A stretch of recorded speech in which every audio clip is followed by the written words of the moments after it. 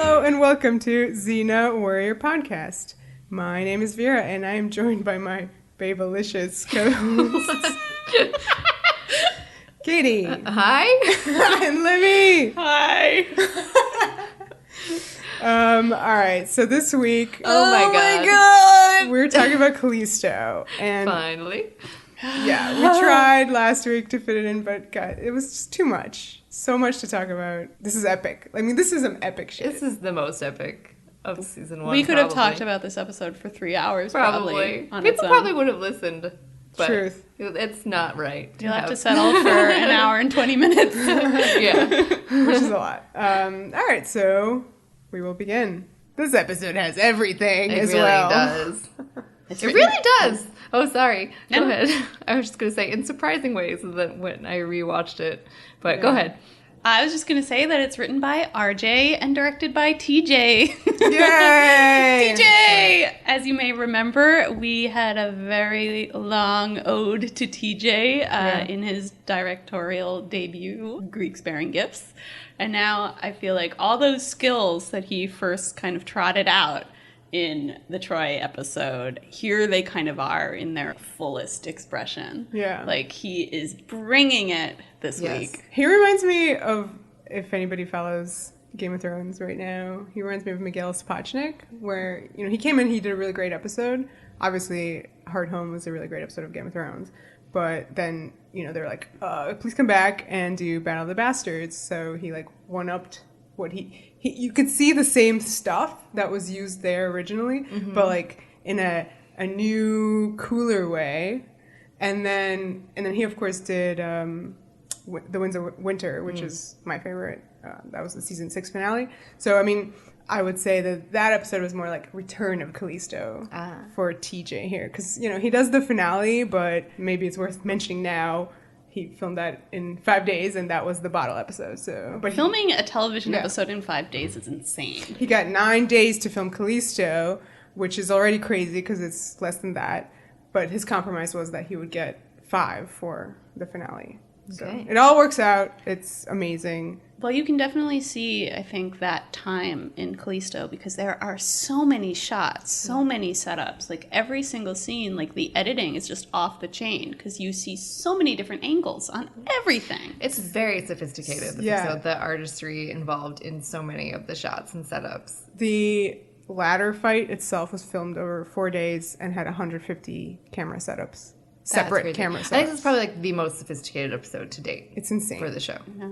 I was saying, you know, we do a regular feature on our Twitter where we have our cool shot alerts. And just about any shot in this episode could be a cool shot alert. Like, every single shot is doing something interesting, is worth talking about. He employs so many interesting filmmaking techniques. He's always moving the camera. He tilts it. You almost never see, like, people standing parallel to the ground. Yeah. Because he always has that camera at an angle and moving. And it's never not for a reason. Yeah. Which is why it's so smart. Yeah. Yeah, he does this sort of subjective camera work where he really uses it to indicate kind of people's state of mind. And in this episode, where you have Kalisto, the state of mind is quite askew. The first scene in the episode is burning of a village. And it's mostly all, like, canted, tilted angles, the whole thing. I think the most striking shot, of course, is that there's this small boy, and he's struck down by this rider, who you don't see her face.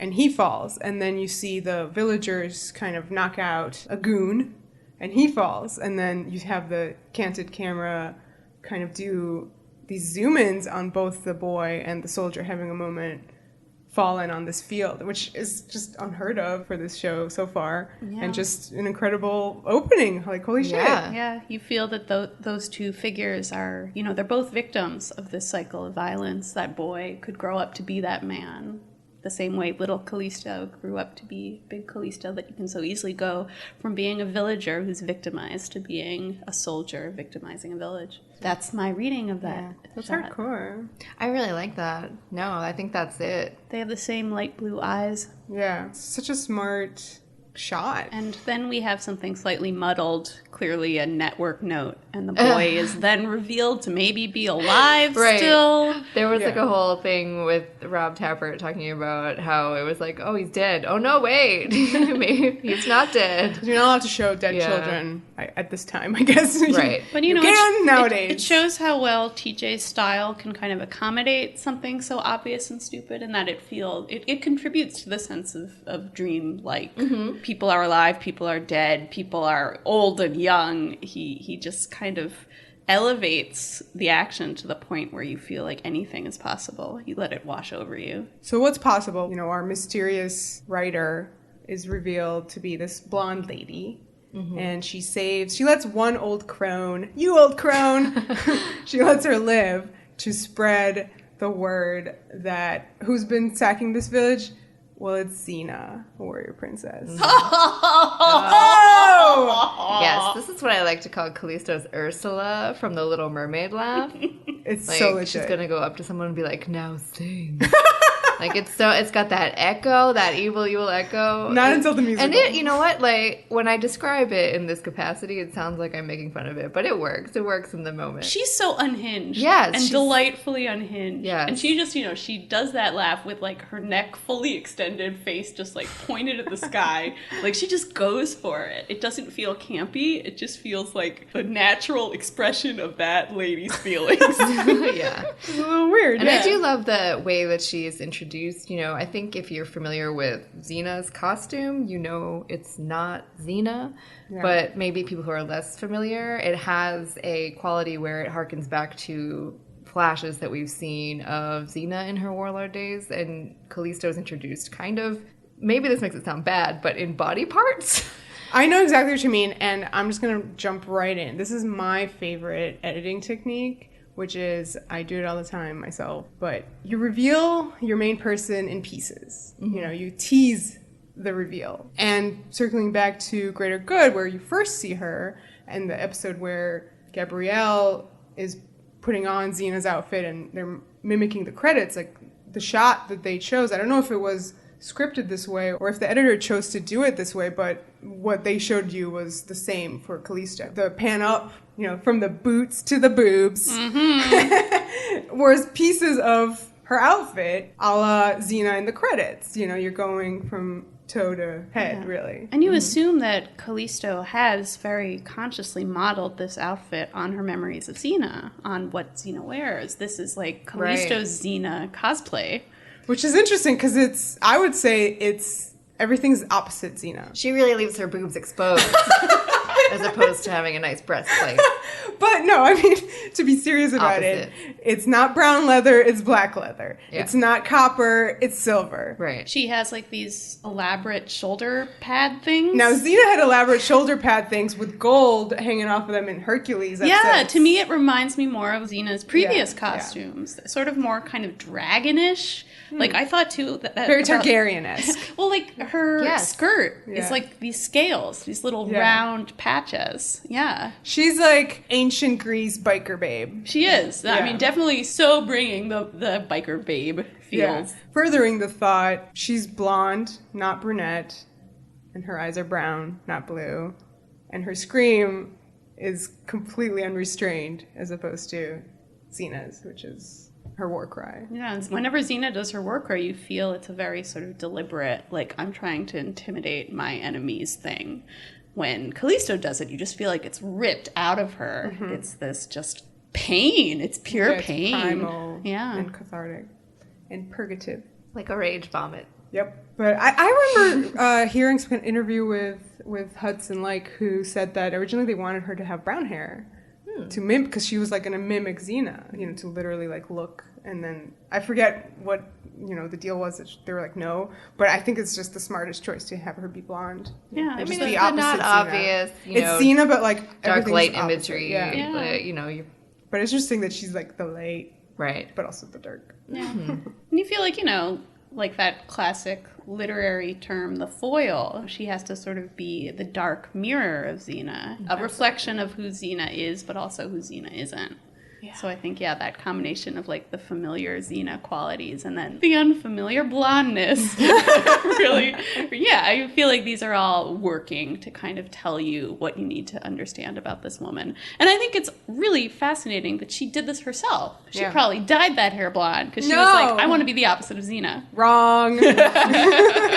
You see a flashback of her and she's blonde. So then we have Xena in the tavern. I thought this was an intriguingly put together scene from an editing perspective because there's no wide shot establishing it. It just starts with a close-up of Xena sitting at the table, and then Malus, this new character, sits down in front of her. And to me, it was a little disorienting, like in a cool way. You immediately feel like even, the cozy little tavern scene, which so often begins a Xena episode. She's out having her drink, and a problem is presented to her, and the plot kick-starts. This one, by not having that introductory shot of, the tavern, you immediately feel like this episode is doing something different. Interesting. I wonder if this was the product of the fact that they had to edit it much longer than normal because of that freaking ladder situation later. I'm they sure. were like, fuck that establishing shot. I love the way Lucy delivers the introduction of Xena in this part, because there's a hesitation in her reaching out to kind of shake his hand and be like, I'm Xena. I just like the way she was kind of unsure if she wanted to introduce herself, and then it turned out to be like maybe not the right decision. She could tell this guy might have a problem with people named Xena. Yeah. Do you think she hides, avoids saying her name a lot? I feel like, I don't recall that exchange happening in that particular way before on the show, so it might be. There's a reason. Rightfully so. The guy's like, oh my god, I gotta kill you, because it turns out he's the dad of the little boy that Kalisto did kill, even though he opened his eyes that one time. And he's clearly kind of already going down the bad path, the path of vengeance. You can just see the rage vomit welling up in his throat.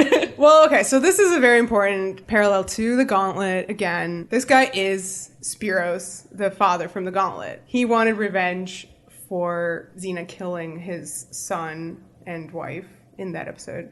It turns out that Xena saved that baby, but here it's Kalisto as Xena now murders children, as she says. Right. So, and of course, he just, ends up causing a lot more problems than he solves. This episode has a very strong stance about vengeance. It generally never works out for either the person trying to enact it or the people around it. And he's played by that guy who was boyfriend of the Black Wolf in The Black Wolf. Yeah, not my favorite guest actor. No. But not mine either.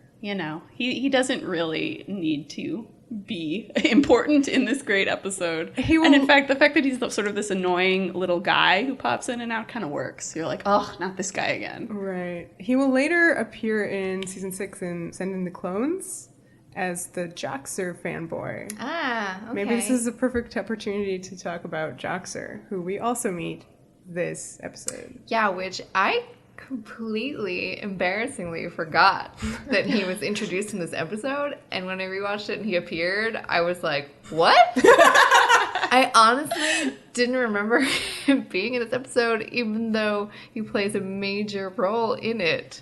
Yeah. I have no idea how I managed to do that, but this episode has a lot going on. everything. And it's funny because, for me, I sort of have a mental image of kind of mature Xena, like Xena once it has all its pieces together. Yeah. And that image includes Kalisto and Joxer.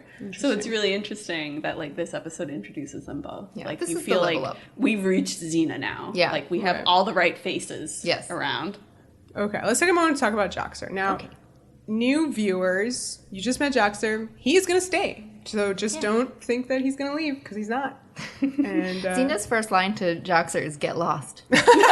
He does not listen to that. So I like that he's introduced kind of in a group of traveling people, kind of similarly to the way Gabrielle was originally introduced. Oh yeah, you're not supposed to pick out the main from there. He's, a bunch of extras. Ted Raimi in the corner, if you're familiar with. And it's funny because then his first close-up has his name in the credits coming up over him, which was very sweet, and probably you only get that that if you're the brother of a producer. It was such a like, ta-da, Ted Raimi's here. Sometimes it happens. So, I mean, do we want to talk a little bit about, like, Joxer's look, his colander that he wears as a breastplate? It's like a smashed pasta thing. Yeah. The way his helm has those two floppy things. Well, we previously mentioned that he's Joxer the Mighty, and he has a samurai-esque quality to his quote-unquote armor. Quote unquote. Yeah, does really not quote unquote. Look like it would do much for you in a fight. It's crazy because to me, the most egregious part of Joxer is just the constant pan clanging that comes with him as a sound effect.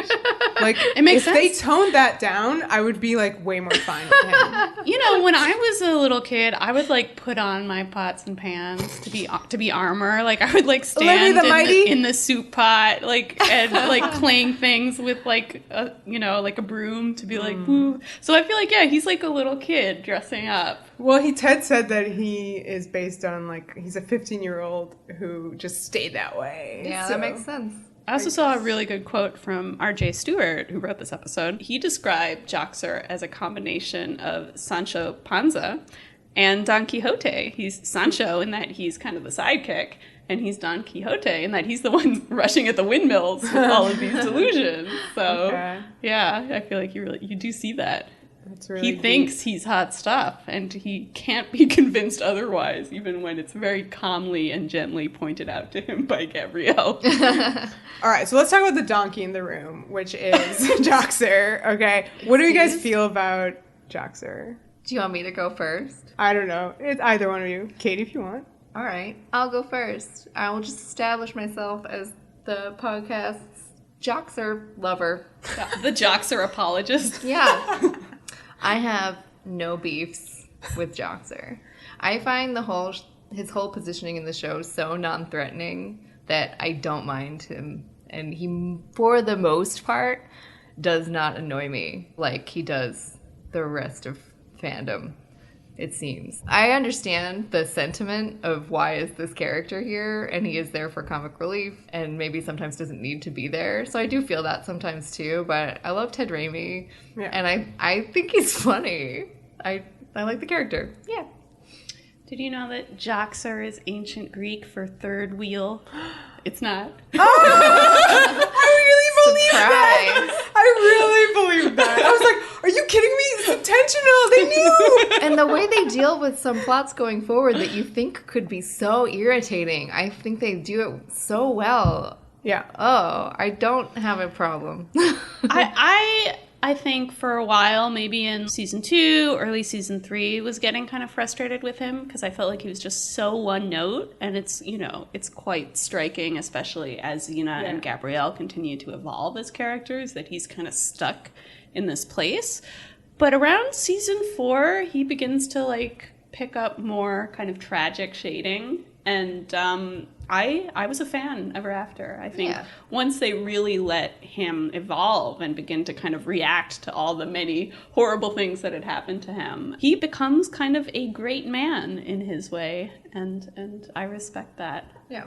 Yeah, I think that they definitely progress him maybe a little later than you want, but it does happen, and at that point I think the audience is for sure used to him and they accept him. But at first, I do think that it is just, why is this happening? I understand why. Originally, we had a comic relief character. It was Gabrielle. But now Gabrielle has evolved to the point where she is the dramatic co-lead of the show. And you've lost that figure of fun. You need a new one. She can't be funny in this episode. Like, we need Gabrielle to be the person who she now has become. It would be inauthentic if she kind of regressed back to being like, ha ha ha, Tweety birds flying around my head. Yeah. As we talked about in Altered States, you have to literally drug her now to get her back to that place. Like, she has grown up. And Joxer becomes that new kid who's around, and Xena can kind of be like, get lost. Okay. Don't play with that sword. I get that. I totally get that. Although I do question like why we do need a really intense comic relief constantly around. I don't see why they can get like guest actors of the week, like introduce some recurring characters. Joxer, he is a recurring character, but he like basically joins the cast to be a constant character there. But I think my greatest beef with him harkens back to something that Rob said in an interview, kind of dealing with season 6, Send in the Clones and Joxer fan, which is that they had a test screening of some episodes, and there was a kid there who was 16 years old who knew every single Joxer line, and that was his favorite character. And Rob literally said, I never forgot that. And I find it a little bit offensive that we need a 16-year-old boy avatar sticking around on this show, specifically because where is that in Hercules? Where is that for me as a kid, a girl watching Hercules? Where do I have my little avatar? I don't. I'm just there watching Hercules and Aeolus and Salmonius, and I love him.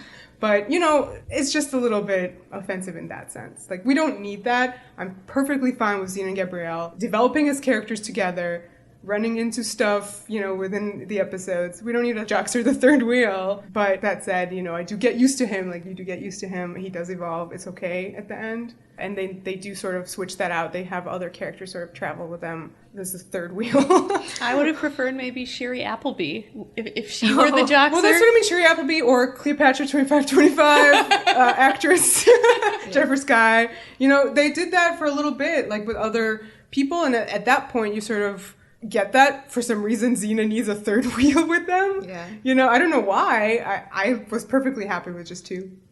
I think it's, you know, it's the audience stand-in on some level, though it's a little absurd But to say Gabrielle is that, our audience stand-in, so That's it's true. just a little, I don't know. Well, the audience remains idiots throughout the run of the show. So while Gabrielle is allowed to become a great hero, you need to have, like, the chuckling fool in the corner who is you.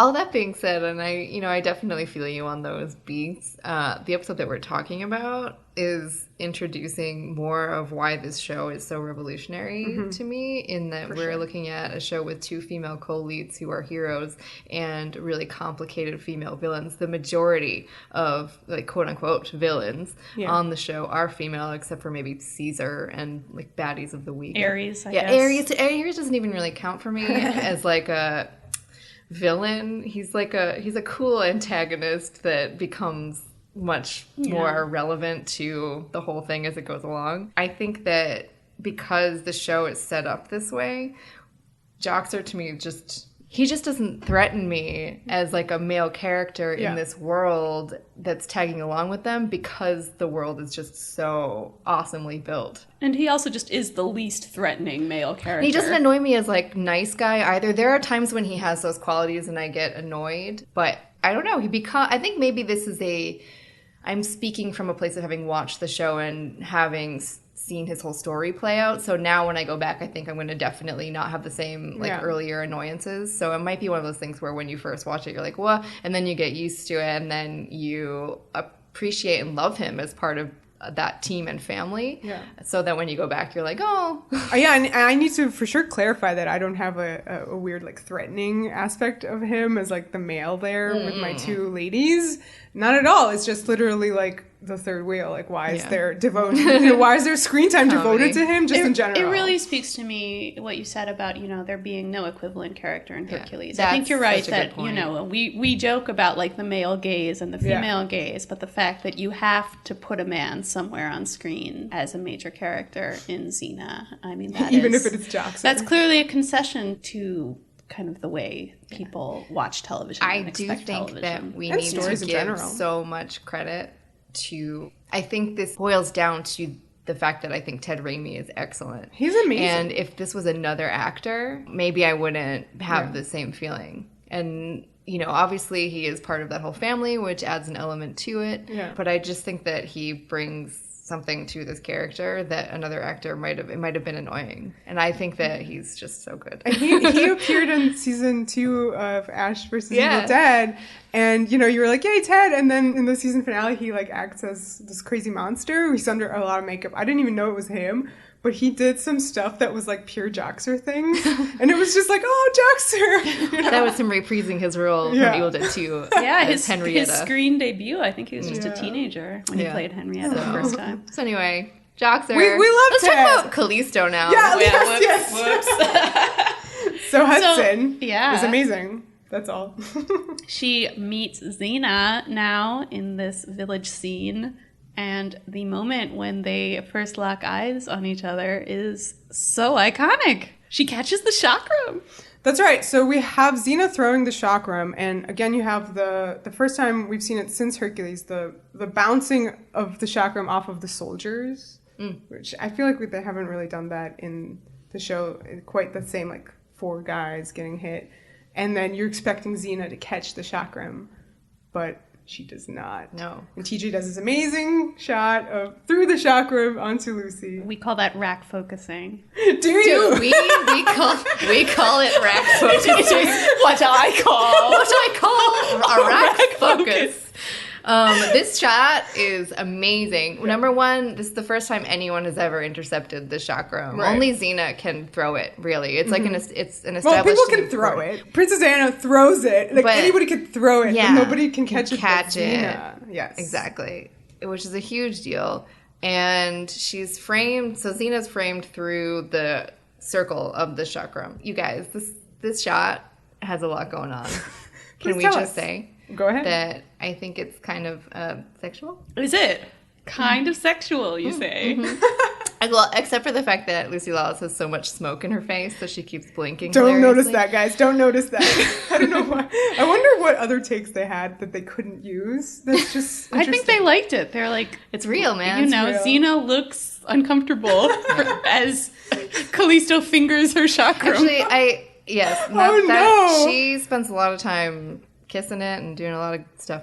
I think the smoke, as much as I just made a funny comment about it, there's fire and smoke over, I think, 75% of this episode in various ways. And I think that is all about Kalisto and other characters, even Xena's subjectivity about what's going on. Through a haze. Yeah. And also, you know, we have so much talk of fire and, you know, smoke kind of goes with that. It obscures the present. They're all kind of trapped in the past. So Kalisto goes, I'm good as you. Why not? You made me. And we're like, what? Mm-hmm. And yet you can tell that from everything she's doing, from her costume. Like, it's interesting that the character says that. I feel like even an audience member new to this would feel that on some level, even before Kalisto states it. Yeah, well, there's something very important about her, and you definitely feel that for sure. You may also be feeling the birth of a new ship, Xena Kalisto. Oh, yeah. One more thing that's opposite Xena is that in this episode, Xena has this really cute braid, one single one. I love when Xena has braids. Yeah, but it's in the back and not in the front. Sometimes she has them on the sides. On the side's my favorite. But this is in the back. And then if you see Kalisto, she has 2 braids. Okay. Hey, that's important. Opposite Xena. Xena says, she's right. I made her, and I'll be the one to destroy her. Whoa. Is that the birth of the ship? Of course. The ship was birthed when she was fingering her chakra. I mean, yes. I wanted to mention the several graphic matches that... Yes, Vera's favorite, the back. graphic, what we call the graphic match. Have come back as promised in this episode. We first had it, amazingly, when Xena tied up Malus on a tree, and it kind of dissolved into a guy being crucified. And then, of course, when the chakram goes into the watermelon, and then that becomes the moon. That was an amazing tree, by the way. Mm-hmm. That's another New Zealand crazy thing that I love about this show. This episode has a lot of very extreme low angles, one on Xena and then later on Kalisto. Lots of them on Kalisto. Are just awesome, and these just powerful women in these shots are so amazing to behold. That shot of Xena with the tree in the background, she looks as tall as that giant tree. It's really spectacular. I'm sure that's going to be a cool shot alert on our Twitter. That reminded me of the episode, The Altered States, when Abraham was kind of like in the front part of the screen. And then in the deep background, you had Isis on the altar. Yeah. Right.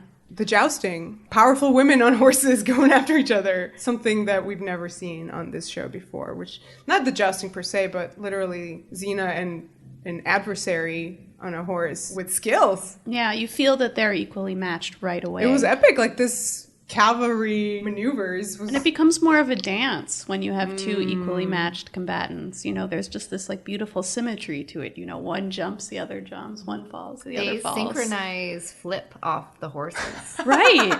Yeah. It's wonderful. And I feel like flipping on and off horses is a thing that up until now we've only seen Xena do. So to have now Callisto doing it as well, immediately that tells you this person like knows more than any other fighter that we've met. This is the first time we've seen someone really be almost her equal, really. Yeah, she draws blood. Yeah, she scratches. Doesn't often happen. She cuts Xena on the shoulder. Yeah. It's surprising. Yeah. So Xena sees Gabrielle fighting this guy who I know his name because he's from Return of Kalisto. His name is Theodorus, and I love him. I don't know why. Do you think he is like the fuck buddy for Kalisto? He's not, but he's in love with her because Kalisto won't let him. That's the thing. It's established in Return of Kalisto. I think what I love... didn't remember Yeah, that. it's a whole thing. Well, something that I really love about Kalisto is I really just feel like she has no eyes for anyone but Xena. Yeah, it's amazing. That's no, it. for real. And she just has a really cool attitude. Like doesn't drink. She doesn't do anything. Like she's really very important. And interesting. And in this qualities. way, she isn't like Xena, because Xena, when she was a warlord, did seduce her seconds. Oh yeah. I don't know how. Yeah. So these guys follow her without her like fucking each one of them. So it's really interesting. Yeah. So she sees Theodorus fighting Gabrielle, and she puts the pinch on him, and she's like, "What's Kalisto planning?"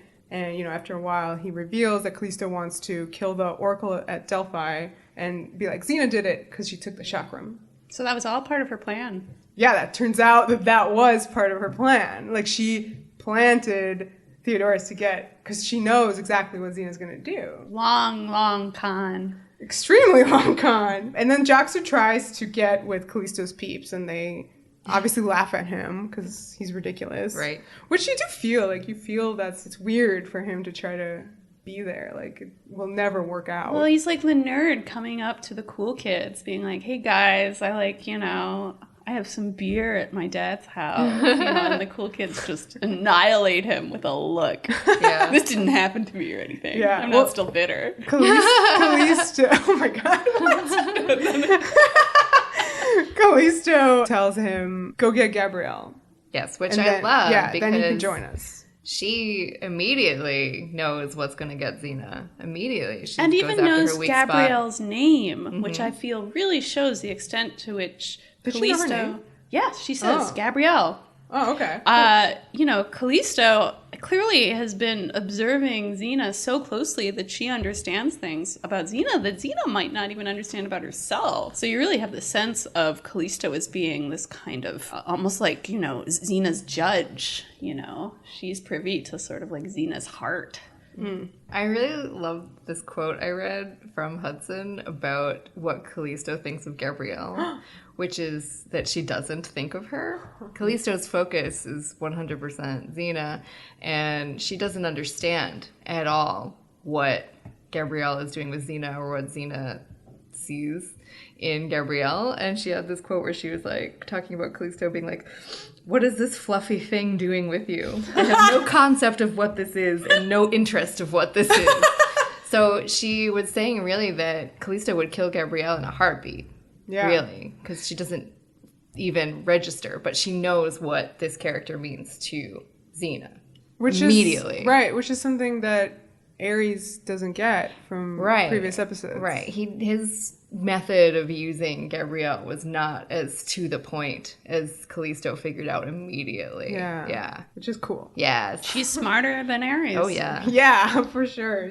Now the campfire scene. This scene is unbelievable.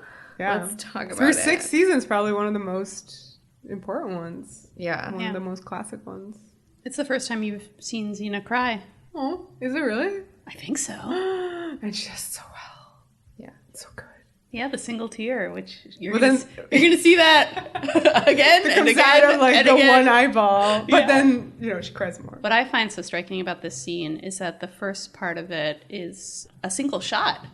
It goes from Gabrielle and Melis talking and then follows Gabrielle when she stands up. And you see that Xena has kind of been in the shot all the time. It reminded me a lot of our conversation about TJ's previous episode, the Troy episode, where you have that sense of space and you always have that sense of where characters are in relation to each other. And it feels so much more intimate to know, that Xena was sitting just to the right of that conversation and heard everything. And now as Gabrielle and Xena talk, Melis is behind them, and sometimes you even see him listening to everything they're saying. Which is crazy because they're talking about him. Yeah. It's nuts. It's nuts. Well, and one of the things that Melis is talking about is the concept of vengeance, right? And he's saying to Gabrielle, you know, if you lost what I did, this would be your focus too, just this retribution. Yeah, he says, I'm not trying to run away from the pain. I want to satisfy it. Mm-hmm. So then Gabrielle moves over to Xena, and it's the two of them in this two-shot that just stays on them the whole time.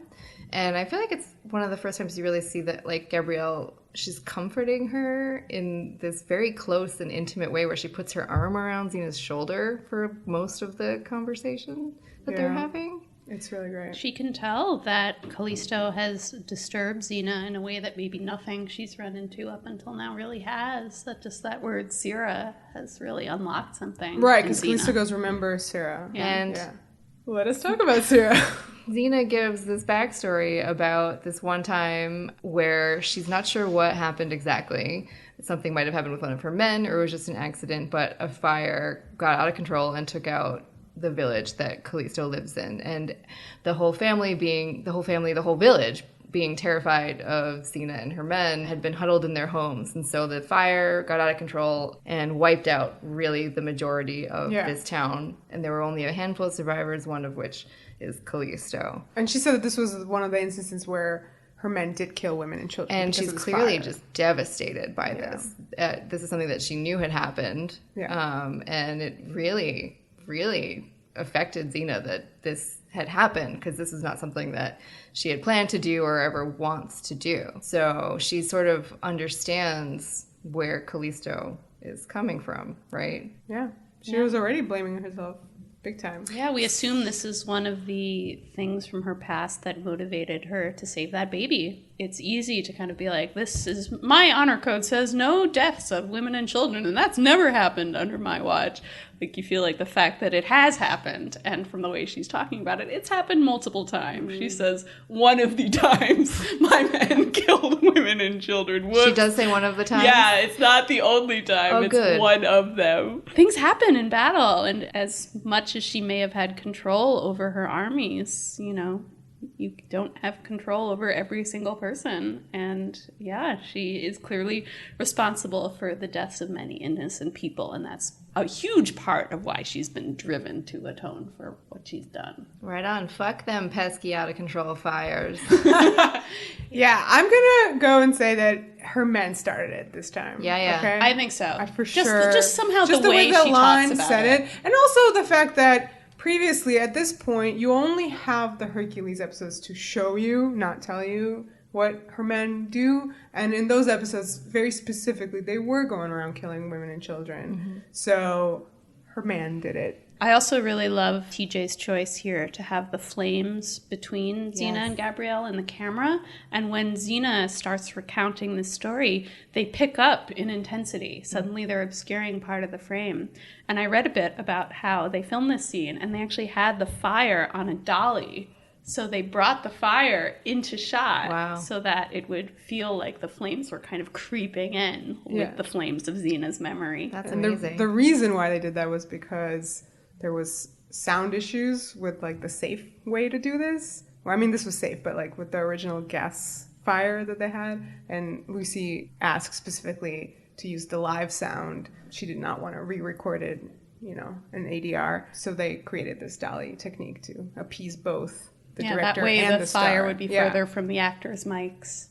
But yeah, I think it's one of those things where they did it for production reasons, but I think the final result, it's just so impressive the way they have control of that fire, and it can pick up right when it needs to, right when that story begins. It is quite startling. One more thing about the scene, kind of going back to Melis and what he said about, you know, his, like, revenge and wanting it, and he goes to Gabrielle, you'd feel the same way if you lost what I did, and she goes, maybe, and, you know, she leaves him. Right, she doesn't know how to answer that question. Right, but it's severe foreshadowing for the next time we see Kalisto. So. I mean, this whole episode is this whole idea of, you know, what makes people become monsters. Mm-hmm. And it's always the same thing. It's always trauma. It's losing something you love. We all know. Like Hercules? That these characters are going to lose things they love, and it is going to cause them to do things that maybe they claim they would never do at this point in the story. Gabrielle makes Xena promise in this moment to never become a monster if anything happened to her, and Xena's like,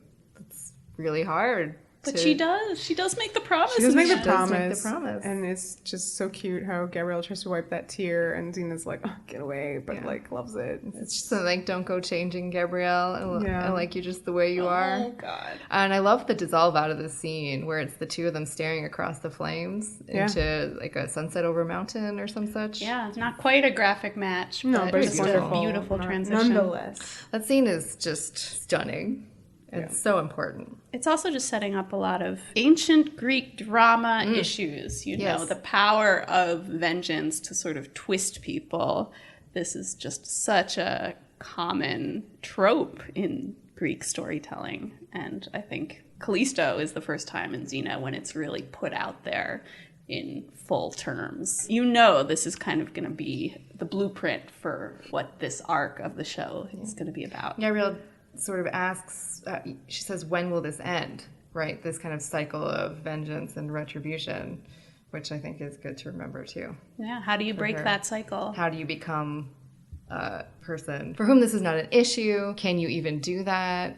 Like, can you be a hero and not have to worry about these kind of vengeance things and stuff? I'm losing my thought, but you know what I mean. In Ties That Bind, I talked about Atreus, the meaning of that name, and its place in the Oresteia, which is by Aeschylus, which is just that. It is the many generations of this family, and each one, somebody kills someone, and then somebody else has to get retribution, and then somebody else has to get retribution on them for their retribution, and it's just a never-ending cycle. And you do have the sense, that is the history of the world, is people doing that to each other. It's kind of an unanswerable question, whether or not you can break that cycle, and how do you do it? Gabrielle's answer, of course, is love and forgiveness. Yeah. And we hope that is the answer. We'll see moving forward in the show. Let's see. All right. So Joxer tries to capture Gabrielle. Sorry, guys. So back to Joxer. This is why we need Joxer. Lighten it up. It's a very funny scene. It's a teeny tiny ankle dagger. Yeah, he really sucks at it. He gets hit in the head and there's the Tweety Bird sound effect. Oh, no. I mean, Joxer's entirely Three Stooges, you know, and we know that Rob and Sam and all them, they love kung fu stuff and the Three Stooges. Was it Rob who was like, I came home at 4 o'clock and watched the Stooges? Which was so, very specific to me because I did that and I watched the Power Rangers. I think that was a Bruce Campbell quote. Oh, okay. He came home and ate tapioca pudding and watched the Three Stooges and Little Rascals. Yeah, it was so specific. So they were like obsessed with it. And that's like entirely, hilarious comedy where they like grab Joxer's nose a lot and like just do funny sound effects and whatever. But I loved the scene where he tries to get Gabrielle with a big sword, like a crossbow, and then just like this tiny dagger. Her reactions really make it. Each time she looks a little nervous, like, maybe he's actually really good with this weapon. And each time then she hits it out of his hand, breaks it. That's their meet cute. That is their meet cute, and it feels like one. And, I think it's great to see Gabrielle, she's just sort of annoyed by it. She knows he was kind of harmless right from the get-go. Like, she has a good grasp on people. She's not threatened, really. She's just sort of like, stop it. I have something to do. You're in my way, So just like Xena wants Kalisto to turn from her ways, Gabrielle here is like, Joxer, you're really bad at this. Why don't do you have anything else that you're good at? I love stealing and fishing. Yeah. Rob. Fishing. Yeah. We see you, Rob. Gotta get that fishing in there somewhere. Yeah. Okay, so Delphi. Delphi is a scene where Xena and Kalisto, who looks like a weird hunchback because she's like in there with like this scarf on her, but her sword is sticking out, so it's like really funny. She tries to, of course, do her plan, which is kill the Oracle with the chakram, and Xena throws a dagger and knocks it out. Kalisto hisses and runs out, and we get the big horse chase, which is wonderful and very TJ, just gorgeousness all around. Beautiful. Yeah. And I think is the same location from the premiere of Legends of the Seeker? It is. I'm going to say it. I haven't verified it, but it for sure is. It's a big sand dune. Let's say it is. Yeah, Kaylin goes down it. and then her sister's If not, down there. it's really similar. It's totally it. Let's say it's the same. But it was just absolutely stunning to see this massive horse chase. Super, like, I don't know, helicopter wide shots? It must have been a helicopter. Like, it's just so wide. It's, like, further than a crane, you know? Yeah. So... The show is kind of money. Well, this was, like, the big episode of Yeah. the season. So if they spend their money, they sure spend it It's here. here. Yeah, And it's so many you see locations, it, so many action scenes. It's Yeah. worth it, big time. You have all this tension of, you know, constantly cutting to the horses' hooves, and, you know, the sweaty, like, bodies. I love that shot. Of Callisto's horse. Yeah, we were beautiful talking chestnut about horse. Xena sweating. Like, Yes. seeing horses sweat, also, you know, Yeah. not something you typically see. And It's it just really like a brings full home. gallop. It's just massive. Xena's chasing after Kalisto. They're on the sand dune, and then she, like, jumps and attacks her, and they fall down the sand dune. And there's a little bit of bondage action. Oh, a lot of bondage action, girl. She gets Kalisto. I love that Kalisto is also just covered in dirt. Yeah. Like, the boobs are dirty, the midriff's dirty. The You're boots like, are dirty? The boots and the boobs. Everything is covered in sand. It, you know, it feels real. That was like a hard fall. Okay, so she captures Kalisto, and she wants to take her back to be tried. I really love the way that shot. It is a very, very wide shot for a very long time. You can barely see their faces. This is a classic TJ move, I think, in that he really just trusts the actors to kind of create their performances even from a distance. I feel like they're on a long lens, too. Yeah, For sure. The scene takes place by the ocean, and there's a constant sound design in it of just these waves roaring, which for me is another level of how sophisticated this episode is. We mentioned that there's so much like smoke and flames motifs throughout the whole thing. This uses the sound design of that location while Kalisto is talking it's just this roaring ocean in the background, so it goes very well with the what roaring she's saying. woman. Yeah, I loved it. This moment with Xena, I thought was so insane that Xena actually asks her, "What would you do if I let you go?" Xena is actually tempted to let her go. So why being does Hercules. wait a second, why does she want to let her go? To Kalisto Xena. goes, have you ever been tried for the things you've done? Have you ever been handed over to a lynch mob that wants your blood? Yes, and Xena she has. For sure. In The Reckoning. So we ourselves have seen that. Though they weren't putting her on trial for any of her former crimes. No, but she was being put on trial, and then they did want to drag her in that one. So I like that we, the audience, have seen this kind of, so like we know what Xena is considering there. Yeah, and she knows how horrible that was to experience. I do understand why she'd want to save Kalisto from having to undergo that, and how for Xena, that isn't the way that she has experienced justice. Like, she's on this path of redemption. She's trying to atone. She feels like that's the correct path for her, and hence sort of confused by the fact that Kalisto presents this mirror of Xena herself. She's like, that must be the right thing for Kalisto. And it's so obviously not that I just cringe for poor Xena. It's such a sad mistake. It's an amazing moment, and I think Lucy is amazing in it, of course. She's never been presented with anything like this before. This is her first crazy challenge. Like, she feels so responsible for her, even already. You know, and she wants to believe that Kalisto could change just like her. I changed, so can she. Yeah. Yeah. There was something I wanted to say earlier when we were talking about Hudson, but she has just this little girl quality that I find so compelling. You know, as ferocious and terrifyingly unhinged as she is, you always feel that she has this sort of extreme vulnerability, you know, and part of it is just physical. She has such a baby face, I think. You see that little girl that she was in Sarah, and she's almost like locked in that mindset. She's always 7 years old. And you really Which is feel interesting that. because you have Joxer, who's always 15. stunned. They're both stunned. A lot of arrested development here. So Kalisto goes, as a villain, you were awesome. As a hero, you are a sentimental fool to Xena. Because they have this amazing scene in the jail. Again, beautifully shot. I know we're like a broken record here, but TJ just TJ. kills it every single Here's another one of what we call rag focus. in this jail scene that I think is really good because it's another area where you're kind of flipping between Kalisto and Xena's point of view, subjectivity with their paths. Right. Before we had Xena framed in the chakram, in the O of the chakram. Here we have Kalisto framed in the square of the prison bars. Mm-hmm. Is this where they do the square wipe? Yep. Yes. Listen. the one kind of questionable choice here in the editing. They also do the TJ does that same kind of chiaroscuro light. Sure. Yep.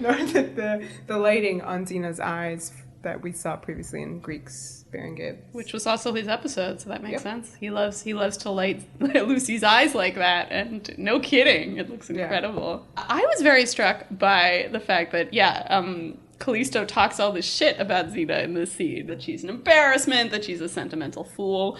And it's so clear from all of her behavior that she idolizes Xena even now. So you know that she's kind of lying a bit here. Mm-hmm. She isn't disappointed in Xena at all. Yeah. She loves it. You can just see it on her face, how into it she is even now. Oh, there's also a really good line, you created a monster with integrity, which we never talked about from before. Yeah. But I feel that that is Kalisto, and I think that's why this character is so effective. She's not just this crazy cakes character who kind of does whatever. She's very consistent in what she wants. I think that's part of what's so compelling about her. What's great about Xena and the show in general and the relationship with Xena and Kalisto is it could very easily be, here's your hero, here's your villain.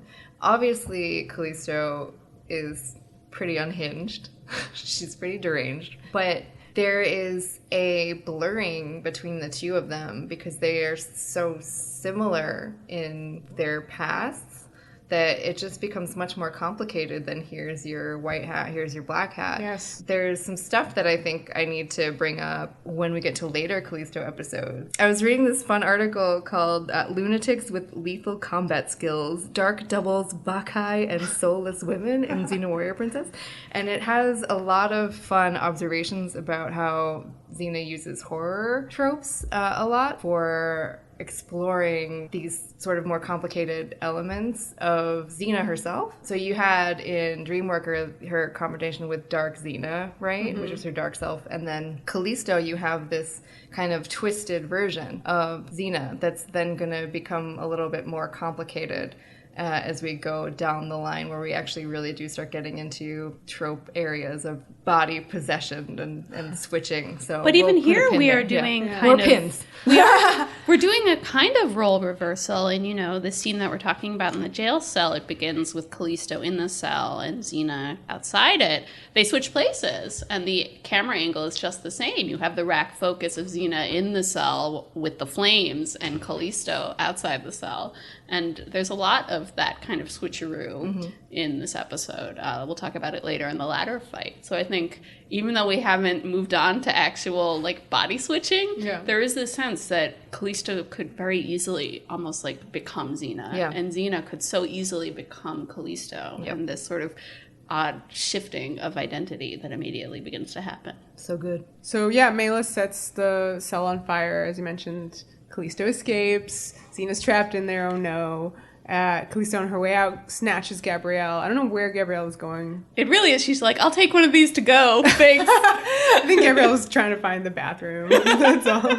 Oh no, what's going to happen? So Xena busts through the roof and it's like, okay, she has to go find Gabrielle. And then Melis is like, oh no, what have I done? It's like I haven't listened to any of the things people have been telling me through this episode. So here we have Kalisto. Oh, we didn't talk about Kalisto's villain lair, which is... We've already seen, yeah. Yeah, we've seen it throughout the episode kind of come back to, but we can talk about it now, obviously. Well, it gets its kind of glory shot action now. Is happening in it now, for sure. It's like a massive, treehouse kind of situation. It's quite a set. Yeah, with lots of ladders, and she keeps practicing on these ladders. I thought it looked like a level of Donkey Kong. Oh, I see that. I see what you mean. I'm very confused, I will admit, to what it actually is. Yeah, I think they do live in there. Okay. To me, it looked almost like an apartment building. Scaffolding. I thought maybe it was like a ruin that they were repairing.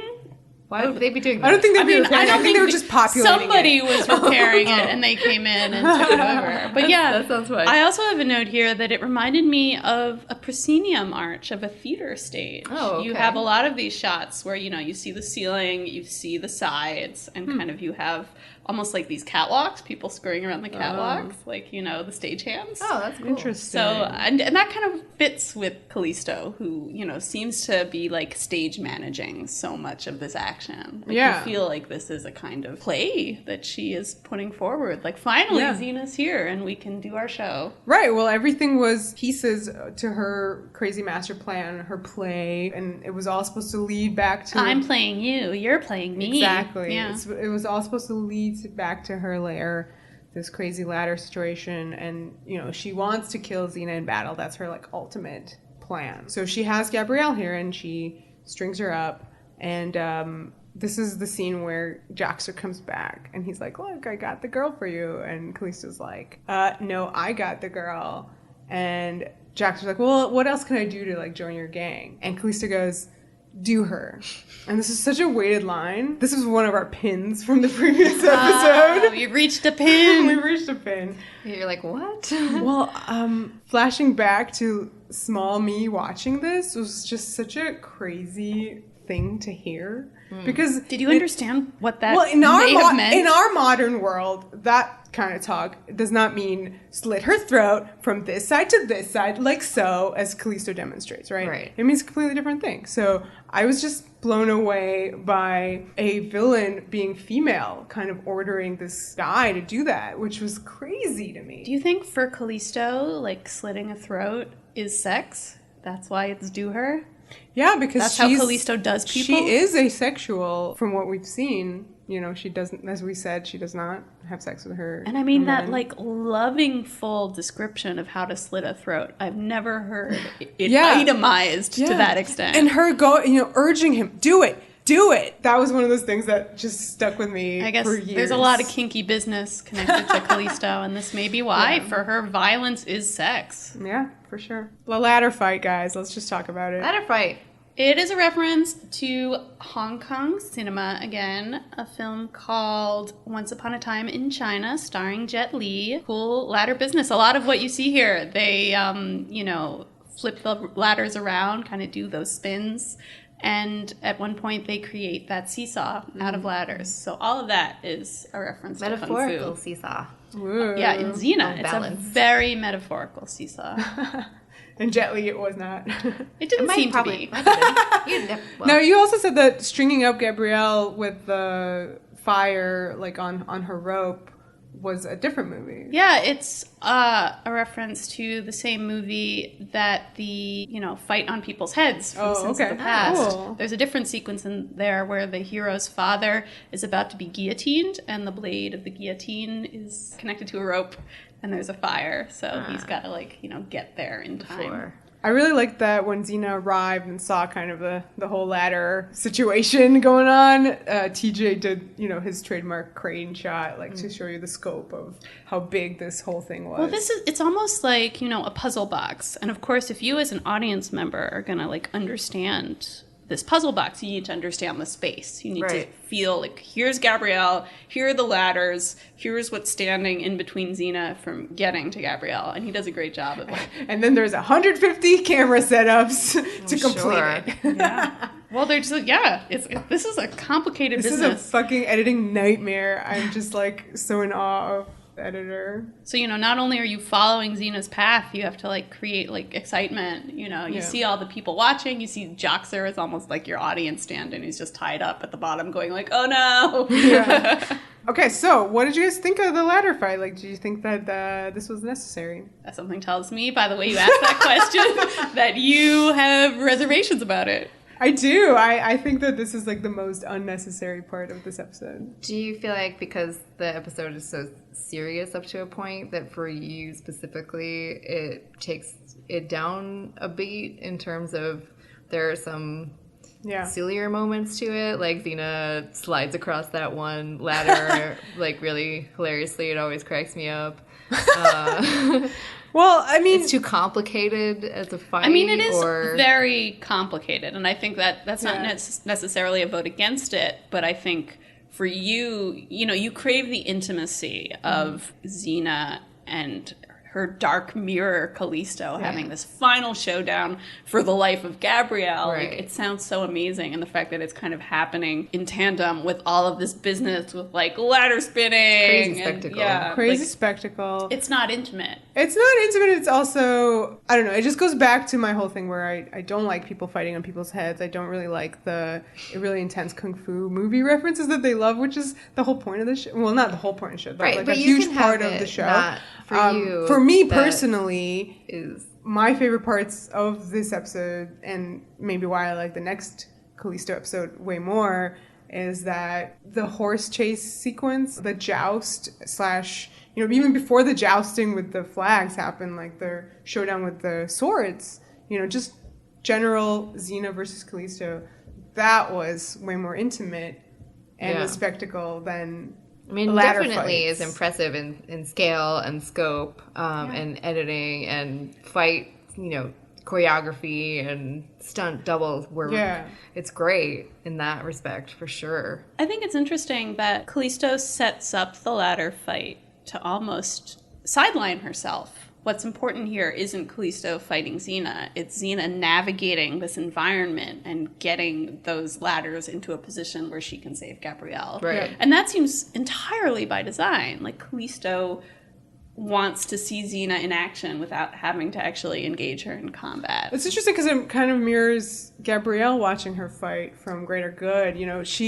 They do show this in cutting back to Callisto and Hudson's performance, where when Xena does start creating the seesaw contraption, she just watches and she's loves watching it and she's just admiring the hell out of it. Like, she is in love with what she's seeing, which is Xena take action and create this thing to save Gabrielle. And it turns out that kind of her final game here is she wants to be killed by Xena. Right. That if she doesn't kill Xena and doesn't kill Gabrielle, then her consolation prize is her own death. And I think that's part of why she has, erected this crazy, like, Rube Goldbergian thing, is that she's kind of hoping that Xena will solve this puzzle, and the solution is Callisto's death. Yeah. And then, so Xena does save Gabrielle, and Callisto's, like, left hanging in the place where Gabrielle was. So if she drops, if the rope burns and she drops, it's like she would fall to her death. And Theodorus was going to save her. And she's like, no, let it burn. And that reminded me of Mael from the Altered States one, where you're like, you set up this whole thing, it's like crazy. Like, why would you just allow this? And, they have their reasons. Yeah, well, I mean, she says rage in her heart scares her sometimes, and she hopes that Xena can put it out. Yeah. Right. You're like, the question about what Callisto really wants, like, she doesn't really want to destroy Xena as much as that seems like her plan. She wants the end to her rage. Because what satisfaction is she going to get, right, is the question. The whole episode is dealing with these things about retribution and vengeance. And what is, if she kills Xena, how happy is that going to make her? Yeah. It's like she wants to rewrite time so that she died in Sura with the rest of her family. She wants Xena, the murderer of her family, to kill her as well. I'm tearing up, actually. That just got me. Her relationship with Xena is so intensely complicated. She really is she's in maybe 7 episodes of 135 of this show, 134. And she has such a huge shadow on the show because she is an amazingly developed character who gets to kind of the heart of what this show is exploring, right? Yeah, but she also has her own very unique essence, and every time she appears, they sort of evolve it. Like, you always get her wants and needs, and it is upsetting. It's very emotional each time. you feel like there's no right answer here. You know, you don't want Xena to have to kill this person. You do feel that Kalisto, for all of her crimes, is a traumatized victim. And how can you, in good conscience, kill a traumatized victim and someone who's been traumatized because of things you've done? It's just, it couldn't be a more personal and upsetting problem for Xena. Yeah.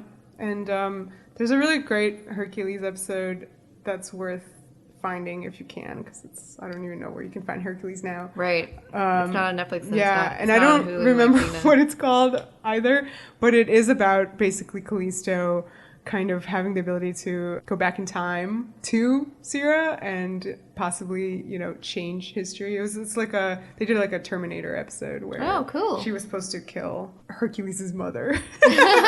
Are you Sarah Connor? Oh my God. But yeah, so what happens is, spoiler alert, she ends up killing her own family. Yeah, tragedy. Because she is Xena.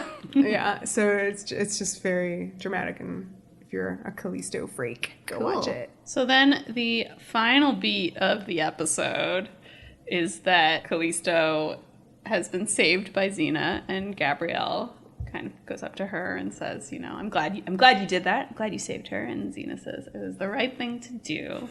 And then, you know, in classic TJ style, the camera just snakes away from them to Kalisto, who's kind of, you know, doing her perp walk. And she's like, that's what they think. That's right, because this whole episode, whenever Xena and Gabrielle talk about people, they can hear them. Yeah. But I love, that Malus couldn't hear. Or seemingly. So we think. But of course, Kalisto, who seems to have this almost like supernatural awareness of what's going on in the plot, always, like she's seen the entire show of Xena, gets to have this line of like, don't worry, I'm going to be back next season. It reminded me of Shakespeare, where you have villains like Iago or Richard III who talk to the audience and seem to know that they're in a play. They kind of break the fourth wall.